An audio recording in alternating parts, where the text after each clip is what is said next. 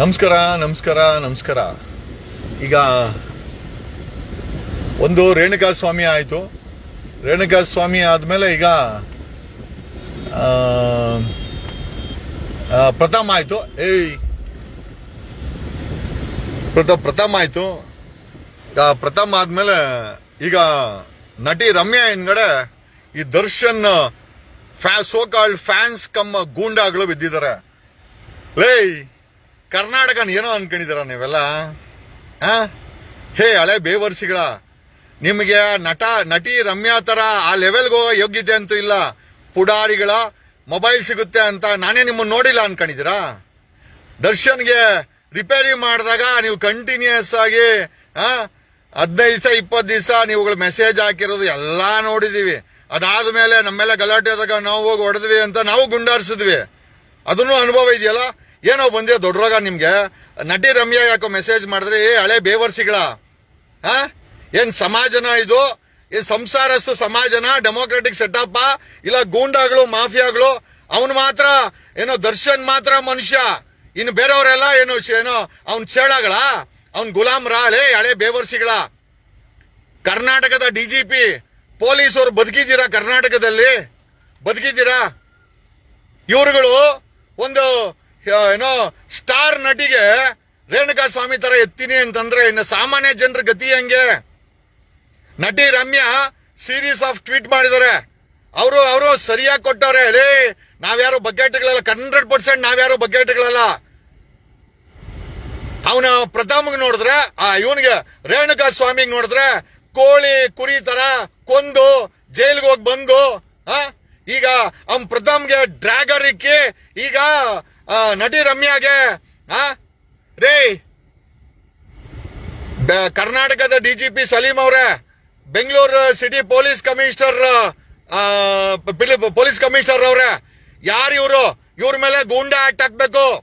ಆ supreme court ಅಲ್ಲಿ petition ಇದೆ. You should add up.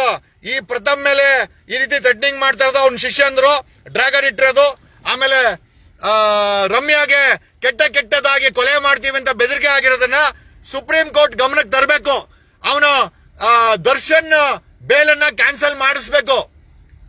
ಅಲ್ಲ, ಹೋಗ್ಲಿ ಜೈಲಲ್ಲಿ ಹೋಗಿ ರೋಡಿಸಮ್ ಮಾಡ್ಲಿ. ಹೆಂಗಿರೋ ಅಲ್ಲಿ ಎತ್ತುಬಿಟ್ಟು ಬಳ್ಳಾರಿಗೆ ಬಿಸಾಕಿದ್ರು. ಯಾವ ಮಟ್ಟದ ರೌಡಿಸಮ್ ಲೋಫರ್ಸ್? ಯಾರೋ ನೀವು? ಬೇವರ್ಸಿಗಳ ಯಾರೋ ನೀವು?